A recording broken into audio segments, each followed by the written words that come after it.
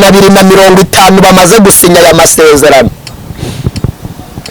Ari abashumba bamaze gusinya aya masezerano 250 bafite amatorero.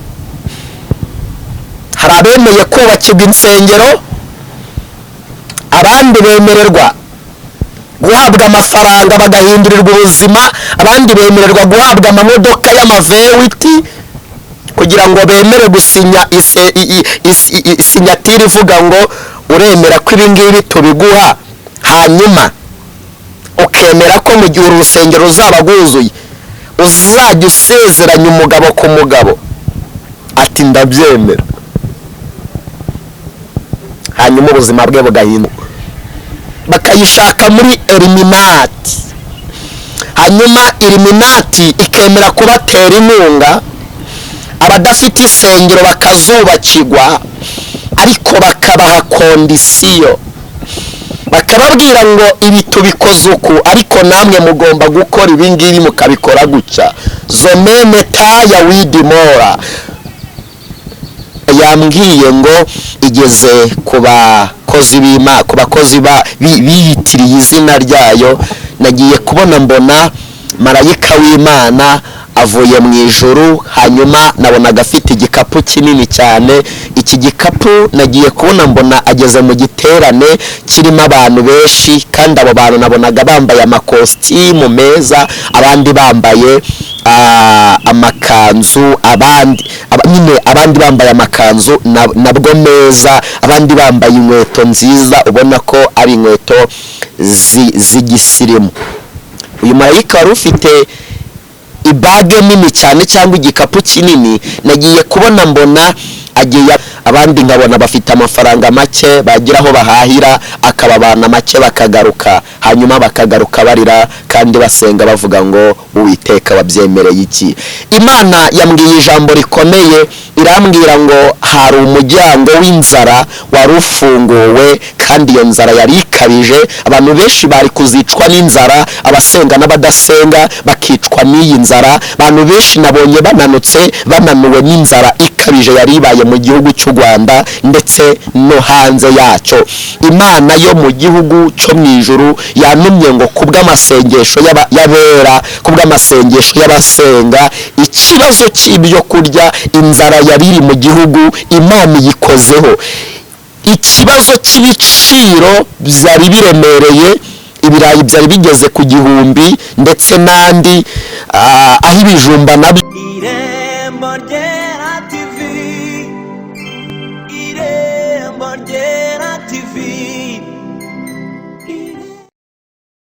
Ndongeye ndabasuhuje nshuti bakunze b'Irembo Ryera, mbifuriza umugisha w'Imana aho muherereye, abari mu Rwanda, abari hirya yarwo gatoya, mwese ndabaramukije, mugira amahoro y'Imana kandi mukomeze kugira impagarike n'ubugingo, ubuzima bwanyu bube bwuzuye, kandi mugire umwete wo kwinjira mu irembo rifunganye, kuko uwinjira muri rya rembo rifunganye niwe uzabonana n'Imana. Tubahaye ikaze ku Irembo Ryera.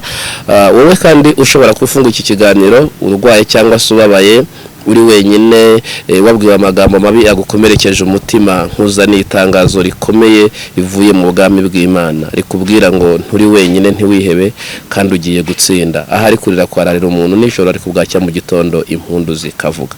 Impundu zawe zigiye kuvuga, ntabwo uri wenyine kandi ugiye gutabara. Tuguhaye ikaze mu kiganiro Imboni y'umuhanuzi. Turi kumwe n'umuhanuzi yitwa Dawidi, ari mu mavuta mashya, birumvikana ntiyaherukaga, ariko abantu bose baba ku Irembo Ryera kugira ngo muramuzi, ni wa muntu Imana ikoresha ibitangaza bikomeye, ariko noneho azanye ubutumwa navuga ko buteye ubwoba, navuga kandi ko bugiye gukebura abantu mukwiriye guhumuka mukaza kureba cyangwa se mukumva ibigiye kuba, no kugira ngo kandi tubyitwararike. Imana ivuga ibintu kugira ngo tugorore inzira zacu, dutunganye umugambi w'Imana mu buzima bwacu. Turi kumwe nande kandi amazina ye ninde? Reka twibwire. Nishimiye kubana namwe kandi nishimiye ikaze mpawe, Imana ibaha umugisha. Nitwa Ndagijimana Dawidi, meruka hano ndi umusore, ariko ubu ndi umugabo. Imana yahinduye izina ryanjye, Imana ihimbazwe, nibyo gushimirwa. Hanyuma nishimiye kubana namwe. Imana intumye kugira ngo nganire namwe, mbahaye ikaze nanjye kugira ngo ubashe kumva icyo Uwiteka ntumye kukubwira. Imana rero ibaha umugisha. murakoze cyane kuri mikoro ni Cyprien Hakizimana nk'uko bisanzwe. turagira ngo n'ubundi rero udushyire imbere y'Imana, hanyuma dukomeze twanzike n'ikiganiro cyacu n'ubutumwa Imana yatanze. Yego. Data, mu izina rya Yesu Kristo w'i Nazareti, uri Imana ivuga bikaba, iyo wategetse birakomera. Uri umukozi w'umuhanga, uri isambu nziza itarumba, uri igiti cy'inganzamarumbo. Ni wowe nshuti nziza itabura kuboneka mu byago ndetse no mu makuba. Wihutira kubabarira maze ugatinda kurakara. Uhimbazwe. Ntabwo uri umuntu ngo ubeshye, kandi nturi umuntu ngo wicuze. Ijambo wavuze urarisohoza. Sohoza ijambo wavuze ku bawe, kandi imbabazi zawe zigaragare kuri buri muntu wese udukurikiye. Ni njyewe wa mwana wawe, ni njye Dawidi. Ndakwinginze kugira ngo ubane nanjye, ntaba ari njyewe, ahubwo imbaraga z'Umwuka Wera zururukire gukorera muri njyewe. Njye ntacyo ndico, ndivu mu ivu, ndi umukungugu mu mukungugu, ndamazi ameneka ntabashe kuyorwa. Bisobanuye ko ntacyo nabona nabwira aba banyacyubahiro badukurikiranye, ariko wowe unuyemo, wowe wampamagaye, ndagushimiye ko umpaye icyo kuvuga, kandi uvugiye muri njyewe kugira ngo abafite amatwi bumve icyo uvugana nabo. Nguhaye ikaze, ntaba ari njye, ahubwo icyubahiro cy'Imana aba ari cyo kigaragara ku buzima bwanjye, kandi mvuge kugira ngo icyo wagambiriye ku bawe aba ari cyo gisohora. Urakoze. Ni mu izina ry'Umukiza Yesu Kristo wabambwe ku musaraba, ariko ubu akaba ari muzima. Amen. Imana ibahe umugisha nshuti bavandimwe. Nicaye ahangaha ntumwe n'Imana kuvugana na buri muntu wese wumva ururimi rw'Ikinyarwanda, ndetse n'utumva ururimi rw'Ikinyarwanda arasemurirwa. Ndavuga ubutumwa Imana yantumye kubwira abantu. Ndavuga ibintu bigera muri 7. Icya mbere, reka mere kuri iki. Nagiye kubona mbona abantu barimo barasenga, kandi bagasenga bababaye, bagasenga barira, bagasenga bafite agahinda, bagasenga baboroga. Ngiye kumva numva Uwiteka ambwiye ijambo rikomeye, arambwira ngo genda umbwirire bariya barira ko mpaye agaciro amasengesho yabo, kandi mpaye agaciro amarira yabo. Barizwaga n'iki? Barizwaga n'inzara ikabije yari barimo. Bamwe nabonaga bafite udufuka bajya guhaha ariko badafite amafaranga bahahisha, abandi nkabona bafite amafaranga make bagira aho bahahira, akababana make bakagaruka, hanyuma bakagaruka barira kandi basenga bavuga ngo Uwiteka wabyemereye iki? Imana yambwiye ijambo rikomeye, irambwira ngo hari umuryango w'inzara wari ufunguwe, kandi iyo nzara yari ikabije. Abantu benshi bari kuzicwa n'inzara, abasenga n'abadasenga bakicwa n'iyi nzara. Abantu benshi nabonye bananutse, bananuwe n'inzara ikabije yari ibaye mu gihugu cy'u Rwanda ndetse no hanze yacyo. Imana yo mu gihugu cyo mu ijuru yantumye ngo kubw'amasengesho y'abera, kubw'amasengesho y'abasenga, ikibazo cy'ibyo kurya, inzara yari iri mu gihugu, Imana iyikozeho. Ikibazo cy'ibiciro byari biremereye, ibirayi byari bigeze ku 1000, ndetse n'andi aho ibijumba nabyo ibyaguraga 200, ikiro cyari kigeze ku 1000. ariko Uwiteka yanumye ngo ibiciro bimanuye hasi kubw'amasengesho y'abera.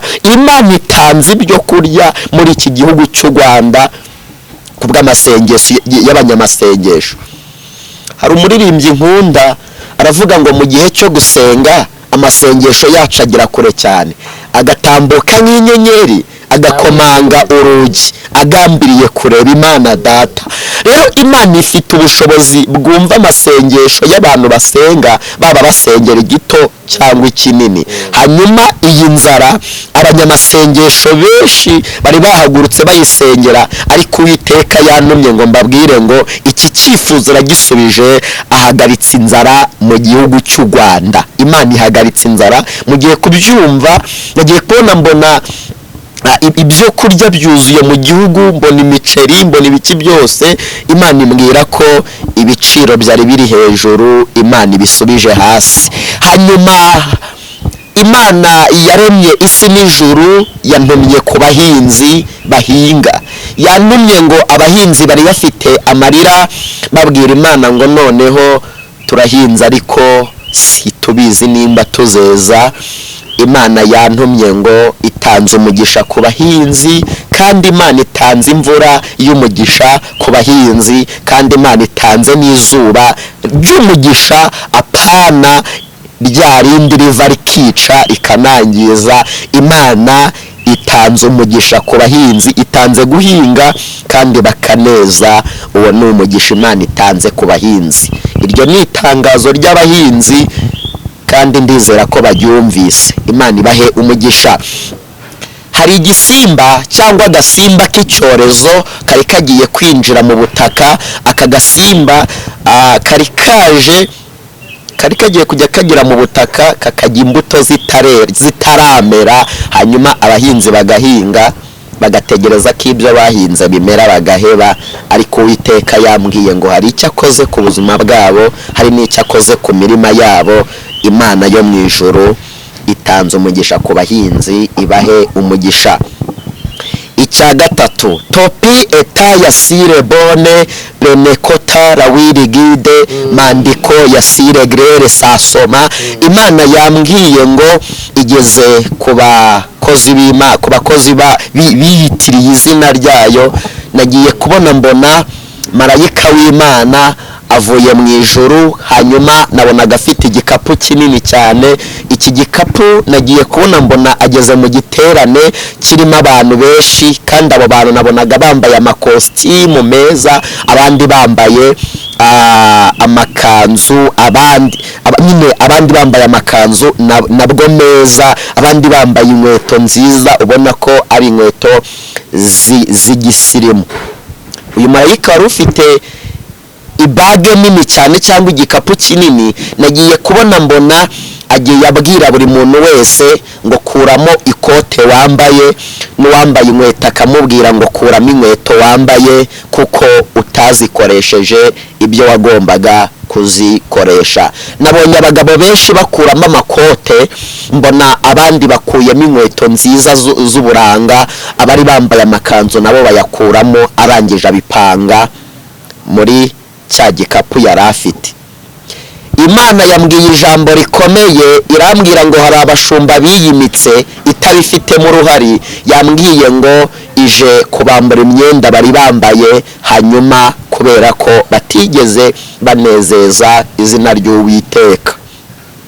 Nagiye kubona mbona akimara kubambura iyi myenda, mbona icyo giterane cyari kingana uko, abantu bose bambaye ubusa buri. Mbona abagabo bambaye ubusa, mbona abagore bambaye ubusa, mbona abantu benshi bambaye ubusa kandi bambaye n'ibirenge. Ibyo bifite igisobanuro. Igisobanuro cyabyo ni ikihe? Kiragira kiti: abantu bari bambaye imyenda ituma abantu batababona, ituma abantu batamenya abo bari bo, ariko Uwiteka abambaye imyenda yahishaga ubwambure bwanyu. Hanyuma ubwambure bwanyu bugiye kubonwa na buri muntu wese, kuko Uwiteka arambiwe izina rye rikomeje gusuzuguzwa n'abakozi ba Satani. Nyimara kubona ibyo, bisobanuye ko hari abahanuzi biyimitse, abavugabutumwa bakiyimika, abashumba bakiyimika. Iyi myenda bari bambaraga, Imana irayibambuye, hanyuma bagiye kugira gute? Kugaragara mu myenda yabo ibakwiriye nyine. Nagiye kubona mbona ikindi giterane cyari kimeze nk'aho habereye amatora. Ngiye kubona mbona wa marayika wambuye imyenda babandi, mbona harimo haragenda hahamagagwa amazina, nkabona umuntu arahamagawe runaka akitaba, yakwitaba nkabona bamwambitse inkweto nziza, nkabona bamwambitse n'ikote ryiza, najya kubona nkabona bamuhaye na Bibiliya. N'undi agahamagarwa nkabona bamwambitse ikanzu nziza, n'undi bamwambitse ikanzu nziza, kandi iyo bamaraga kubambika amakanzu babambikaga n'inkweto nziza, nkabona baraberewe. Imana irambwira ngo yimuye abantu benshi, yimitse abandi. Imana yimuye, ikuye abashumba ku ngoma, yimitse abandi bazahesha izina ry'Uwiteka icyubahiro. Imana ihagurukije abahanuzi ku ntebe y'ubuhanuzi, yimitse abandi bazahanura badakeneye inyungu yabo, ahubwo bakeneye inyungu y'Uwiteka no kugarura ubwami bw'Imana mu bantu cyangwa mu gihugu.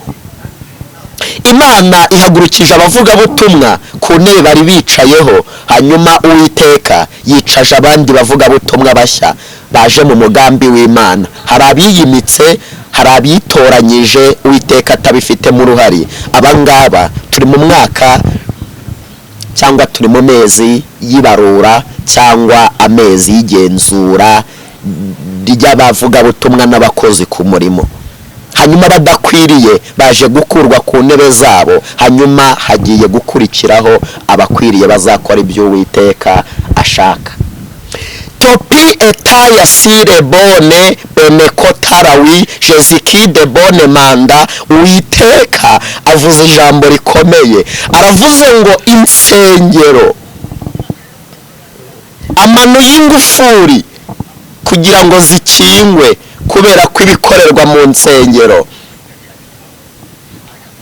ari ibiteye isoni mu maso y'Imana.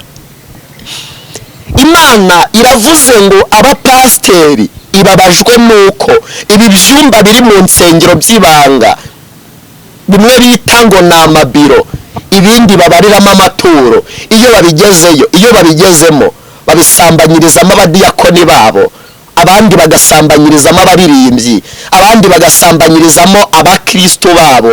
Uwiteka aravuze ngo ababajwe nuko mukora ibyo, mwarangiza mugahagarara imbere y'ubwoko bwe mukavuga ngo Uwiteka gutya na gutya na gutya na gutya na gutya. Imana iravuze ngo imanuye umujinya wayo kuri mwebwe kubera ko mukora ibiteye isoni mu maso ye. Imana iravuze ngo abandi mujya mu nsengero mwanyweye inzoga mugatinyuka, mwagerayo mukavuga izina ry'Imana mutazi, mukavuga izina ry'Imana mutazi. Imana iravuze ngo irababaye, Imana irababaye, Imana irababaye. Imana iravuze ngo abandi mufata ibyo mwita ngo ni amazi, mwarangiza mugasukamo kanyanga mu ducupa twa Nile, mwarangiza mukanywa kanyanga zibajyana mu myuka yanyu mibi, mwarangiza mukabona imbaraga zibahesha kuvuga. Abantu babareba mwikaraga imbere y'abantu bakagira ngo ni umwuka wera, kandi ari imbaraga za kanyanga. Haraza la bone taya benekota la wi jeziki de bone mandiko ya sire grere. Imana iravuze ngo irababaye. Niyo mpamvu ihagurukijwe no kuburana izina ryayo rikomeje gutukwa n'abiyitirira izina ry'Uwiteka. Mu nsengero ntabwo byari bikwiriye ko abapasiteri banywa kanyanga bazitiranyije n'amazi. Imana iravuze ngo abandi bazinywa bavuga ngo zibavura ibifu, abandi bakanywa inzoga bavuga ngo zibavura indwara. Imana iravuze ngo mbese amaboko yayo yarananiwe kubona musigaye munywa inzoga ngo zibavura indwara, abandi mukazinywa muvuga ngo zibaha gusinzira neza. Sharabone taya. Imana iravuze ngo irababaye, hanyuma imanuye umujinya wayo ku bwayo kuri mwebwe. Mubyumve cyangwa mubireke, ariko Uwiteka arahagurutse, ahagurukijwe no kuburana izina rye rikomeje gutukwa. Mbonye mbonye ingufuri nyinshi ziva mu ijuru kandi zimanuwe n'abamarayika benshi. Ngiye kubona mbona marayika afite ingufuri, mbona undi agiye agera ku muryango w'urusengero, yarangiza agaherezwa ingufuri akayitira akafunga urusengero. Uwiteka aravuze ngo aje guhagurutsa abari bicaye ku ntebe biyicajeho, hanyuma aje kwicaza abandi. Ni ukuri mubyitege, mubyitege, mubyitege, mubyitege. Insengero zigiye gufungwa.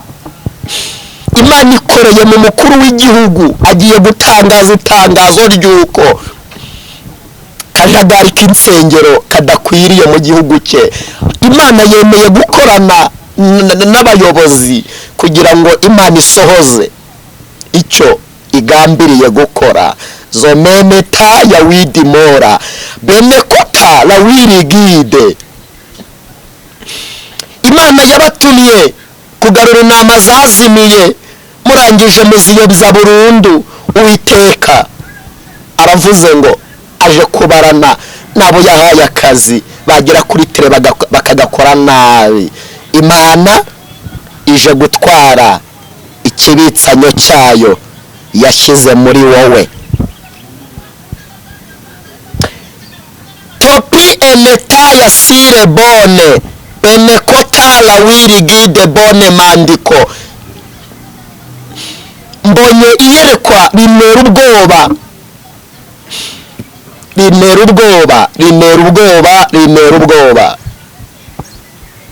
Imana iravuze ngo abashumba benshi bafite insengero bayoboye kubw'impamvu y'imba zabo zikabije, bagiye bajya gushaka inkunga muri ikuzimu, bakayishaka muri Illuminati.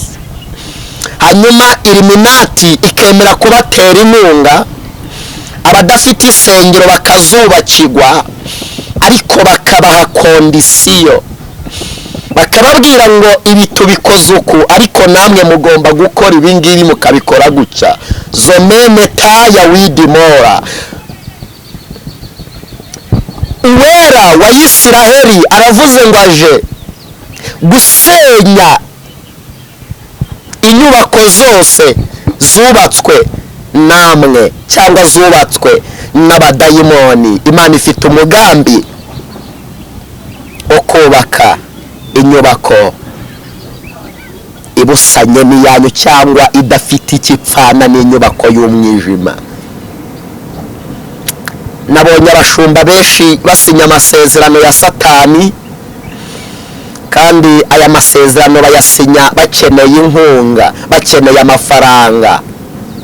Satani yahagurukiye abahanuzi n'abavugabutumwa n'abashumba, yabategeye mu bukene bukabije. Nagiye kubona mbona abashumba basinya amasezerano y'umubi, hanyuma bemera kugurisha abakristo bayoboye ndetse n'insengero bayoboye, kandi babikora kubw'impamvu y'inyungu yabo. Uwiteka nawe aje kugwana intambara ku mugaragaro kugira ngo abashe kurokora be.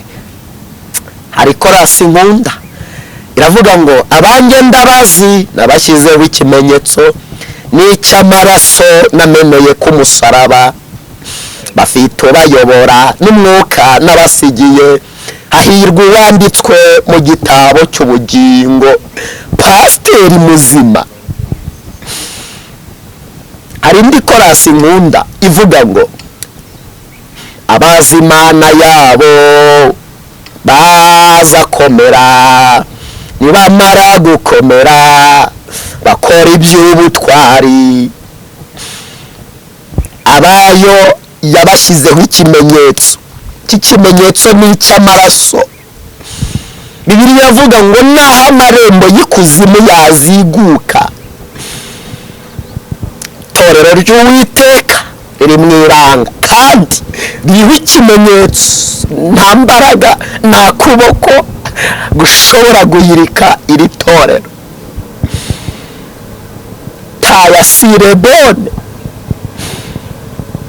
abashumba muri iyi minsi bafite abaterankunga bavuye mu bihugu byo hanze cyangwa abaterankunga b'abazungu bakorana n'imbaraga z'ikuzimu. Abashumba barimo barasinyishwa amasezerano kugira ngo bakire cyangwa bemere gusinya isezerano ryo kujya bashingira abagabo ku bagabo, bagashingira abagore ku bagore. kandi hari abashumba benshi topi emetaya widimora benekotara wirigide 250 bamaze gusinya aya masezerano. Hari abashumba bamaze gusinya aya masezerano 250 bafite amatorero.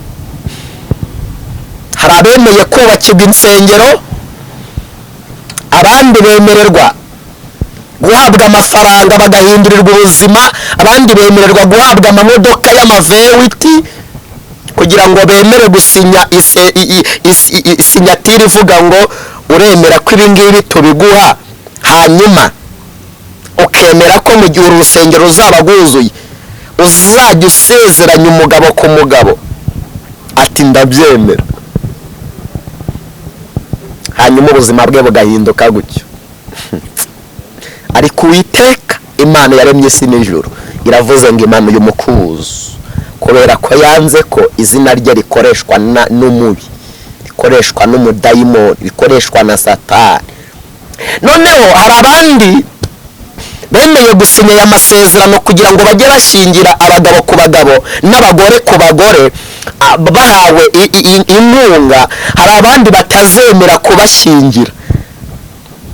Noneho aba batazemera kuzuza amasezerano bamaze gusinya, hari impfu bandikiye zitunguranye.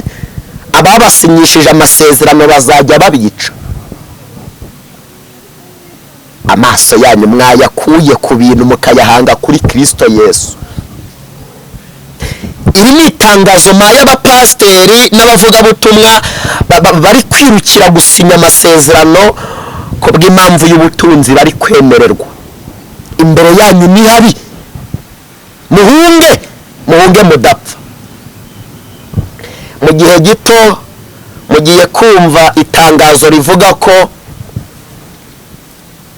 abisilamu n'abarokore cyangwa abagatulika n'abadive n'abadeperi kuba umuntu umwe bidafite ubundi usibye amacakubiri abantu bagira cyangwa imyumvire abantu bagira. Muri Kristo Yesu turi umuntu umwe, kuko twese tuvuga Imana. Abisilamu bavuga Imana, abadeve bavuga Imana, ariko ikimenyetso mugiye kubona nuko itangazo rihuza amadini ry'uko idini rishaka kuba idini rimwe rigiye nako ryarasohotse, rigiye kujya mu bikorwa. Hanyuma padiri na pasiteri bajye bagirana imishyikirano, cyangwa se pasiteri ajya kugirana imishyikirano na padiri. Ibi ntabwo byari bisanzweho, ariko twese turi abana b'Imana usibye indi myumvire tugira, ariko kizaba ari ikimenyetso cy'uko amasezerano abanyamadini basinye agiye gushyirwa mu bikorwa.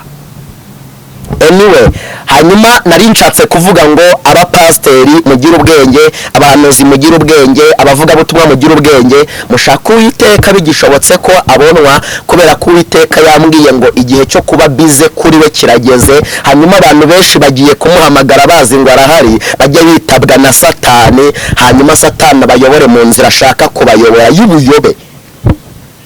Hanyuma yemwe mu gahe gato, mu minsi mike, mu masegonda make, mu minota mike, mu masaha make, nimuhamagara Imana ibabwire uko ibashaka, kandi babwire inzira ibashakamo, kandi bahe umurongo mugomba kugenderamo.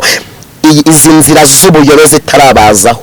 Kandi izi nzira z'ubuyobe ni ziza abataramaze kwiyandikisha kuri Kristo Yesu cyangwa ngo bashyirweho ikimenyetso cy'amaraso y'umwana w'intama, bazajya bagendera muri ya nzira n'ubundi yitwa nyabagenda, hanyuma bayiyoberemo bibuke ko bayobye ari uko bayigezemo batagishoboye no kugaruka.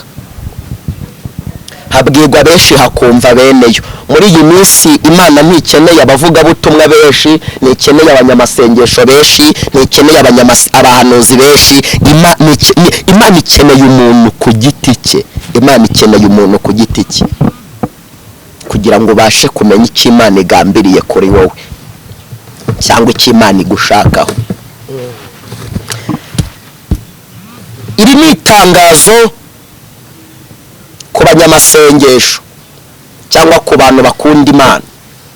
Itangazo ryanyu rivuga ngo iki? Riravuga ngo amaso yanyu muyakure ku bantu, amaso yanyu muyakure ku bintu, amaso yanyu muyahange kuri Kristo Yesu, maze abayobore inzira imwe yonyine, kugira ngo mutazagwa mu nzira y'uburiganya, mu nzira y'ubuyobe Satani ashyize imbere yanyu.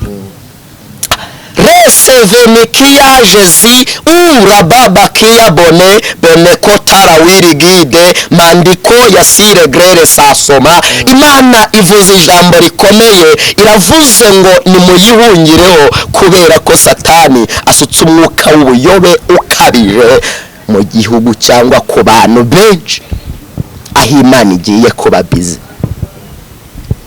Muve mu magambo, muve mu matiku, muveyo, hanyuma mushaka Uwiteka abahishe, mushaka Uwiteka abimane. Imana yantumye ijambo rikomeye, irambwira ngo ni itangazo ry'abahanuzi babanye n'Imana neza, bapasiteri babanye n'Imana neza. Yambwiye ngo nimukomeze mwibere mwibanga kandi mukomeze mwiyiteho mwirinde, kubera ko igihe cyo kurya kwanyu kigeze, igihe cyo kurya kw'abasenze, igihe cyo kurya kubabanye n'Imana, igihe cyo kubaho neza kubagumanye n'Imana kirageze. Abashumba bariye barariye, abahanuzi bariye barariye, abapasiteri bariye barariye, abavugabutumwa bariye barariye. Igihe cyo kwihemba kwanyu rero kirarangiye, hagezeho igihe cy'ibihembo by'Uwiteka ku bantu be. Imana ishimwe. Tugeze mu gihe Imana ije guhemba abahanuzi b'ukuri, tugeze mu gihe Imana ije guhemba abavugabutumwa b'ukuri, tugeze mu gihe Imana ije guhemba abasenze by'ukuri. Nicyo gihe tugezemo. Iyi Kigali igiye kubamo umuntu wasenze, udateka imitwe, utabesha, wubaha Imana, usenga Imana, akayisengera mu kuri ndetse no mu mwuka. Iyi Kigali, iki gihe tugezemo nicyo gihe Imana igiye guhemba abantu. Mwarihembye, ariko Uwiteka nawe aje guhemba be mu izina rya Yesu Kristo w'i Nazareti. Mukomeze mwubahe Uwiteka, mureke gushaka ibintu by'umunota umwe cyangwa by'isaha imwe. Imana izanye ibihembo biramba ku buzima bw'abavugabutumwa n'abahanuzi b'ukuri. Imana izanye ibihembo biramba. Imana ije gufunga inzira nyinshi z'ubuyobe cyangwa z'abadayimoni, hanyuma ifungura inzira imwe y'umugisha ku buzima w'umuntu w'Imana. Imana ibaha umugisha. Reka ncumbikira ahangaha, naho ubutaha. Sipiriye, Imana iguha umugisha.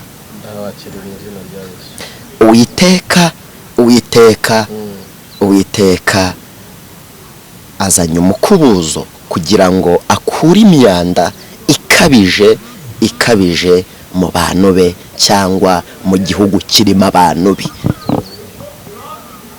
Hari umuyaga ugiye kuba mu gihugu cy'u Rwanda, kandi uyu muyaga abantu benshi bazagendera mu muyaga ariko batasenze. Abavuganye n'Imana bagasenga bakagumana n'Imana izabarinda. Hanyuma mugire umwete wo gushaka Uwiteka ndetse no kubana n'Uwiteka. Imana yavuze ngo imanuye umutaka ku gihugu cy'u Rwanda kubera ko iki gihugu Satani yari akigabyeho ibitero bikabije, ariko Uwiteka arakirinze.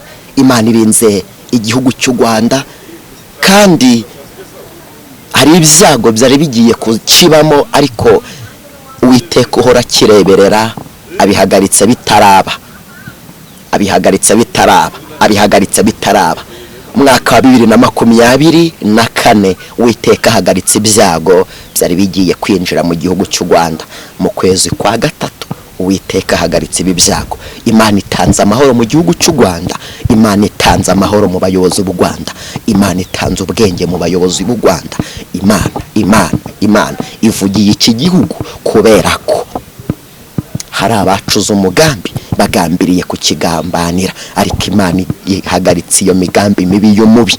Iki gihugu Imana ikimanuye mu imbaraga zayo ndetse n'imbabazi zayo, kandi Imana ifite umugambi wo gusuka ububyutse budasanzwe mu gihugu cy'u Rwanda, kuko Satani yari yaramaze kukiba ububyutse, ariko Imana ikigaruyemo ububyutse. Imana ije kongera gusuka umwuka wera mu gihugu cy'u Rwanda, kandi nyuma yo gufungwa kw'insengero hazabaho kongera gufungurwa kw'insengero. Izizafungurwa nizo Uwiteka azaba yemereye ko zifunguka. Ariko mwumve ko Imana itanze amahoro mu gihugu cy'u Rwanda. Zomene taya widimora bene kotara wirigide. Abari mu bihugu byo hanze namwe mushaka Uwiteka, kubera ko mbonye imipaka myinshi ifunguka babasohora mu bihugu murimo. Imana iravuze ngo ibabajwe nuko mbere yuko mujya mu bihugu murimo, abari muri Amerika, muri Canada, ahandi n'ahandi, muri Sweden, mu Bufaransa, mwagiye yari Imana ibajyanye, mugezeyo mwifatanya n'abanyamahanga. Abandi ngo ni akazi keshi, abandi ngo ni mwanya wo gusenga. Imana itumye bafungura imipaka kugira ngo musohoke muri ibyo bihugu, ariko nimugarukira Uwiteka mugasenga, Imana ibahereye umugisha mu bihugu murimo. Abandi mwiciwe n'inzara mu bihugu by'abandi ngo muri Amerika, mubuza yo kwishyura inzara, abandi mubuza akazi, abandi mugize gute kuko mwanze gusenga. Ariko nimusenga Imana itanga umugisha mu bihugu murimo. Abantu bajya bishimira kujya muri Amerika, abandi muri Canada, ariko Uwiteka nahataguhera umugisha, nahatakwamburira umugisha. Hanyuma musenga Uwiteka, Imana irabakunda mu izina rya Yesu Kristo w'i Nazareti. Nitwa Dawidi, narinzanye ubu butumwa kugira ngo bwumve. Kibi cy'umuntu cyangwa ikibi cy'abantu nuko muhora murebera umuntu mu isura ya kera. Hari igihe umuntu ashobora kubona umuntu babanye muri 2020 akavuga ngo yewe uriya nimba ari we uzanye buriya butumwa simbureba. Wirebera umuntu mu isura ya kera. Bibiliya ivuga ngo iki? Iravuga ngo ibya kera bishize ntibyongera kwibukwa ukundi. Abantu kuba ushobora kubona ufitanye ikibazo na Dawidi ukanga kuvuga ubutumwa, ukanga kumva ubutumwa bumuvuyemo, ngo Dawidi ngo naramuhamagaye ntiyanyitaba, ngo cyangwa ngo ntiyansenge, ngo cyangwa yaranyibye, ngo cyangwa biravuga ngo ibya kera bishize ntibyongera kwibuka. Ikibi cy'abantu, abantu biravuga ngo abantu bapfuye bazize kutamenya no kutagira ubwenge, guhora murebera umuntu cyangwa ikintu mu isura ya kera yahashize. Imana yimaze kubabarira, nta rubanza, nta mugayo. Bya kera bishize ntibyongera kwibukwa ukundi. Hanyuma mugira umwete wo gusenga ndetse no gukiranuka no gukora iby'Imana ishaka. Imana ishaka abantu bihana, nishaka abantu batura. Ab'Imana ishaka ko bayisenga n'abayisengera mu kuri ndetse no mu mwuka. Imana ibahe umugisha. Reka dusenge Imana. Abatarakizwa, abatarasenga, abatarakira Yesu nk'umwami n'umukiza, namwe Yesu arimo arabahamagara kugira ngo mumwitabe. Hanyuma namwe abarokora umujinya wa Satani, namwe abarokore uru rupfu Satani azanye ku buzima bwanyu. Mamagara dusenga Imana. 0788 76 833. Iyo niyo nimero yanjye. 0788 76 833. Mana, mu izina rya Yesu Kristo w'i Nazareti, uri Imana ivuga bikaba, iyo wategetse birakomera. Gabanya abarimbuka, wongera abakizwa. Rambura ukuboko kubawe, hanyuma ugarura abantu bawe bari baramaze kuyobywa na Satani. Mu izina rifite ubutwari, abagwaye n'ubakize, abari mu bihugu bigiye bitandukanye barushye n'ubaruhure, nyemerera Kristo mwiza wongere wubake itorero ryawe, nurengera abashumba, nurengera abavugabutumwa, nurengera abahanuzi, nurengera abanyamasengesho, nyemerera ugabanye umujinya ku bawe, kandi abantu baho bahe guhinduka bahindutse, kuko uri Uwiteka Imana ishobora ibintu byose. Ndagushimiye ko utanze umugisha mu izina rya Yesu w'i Nazareti, amen.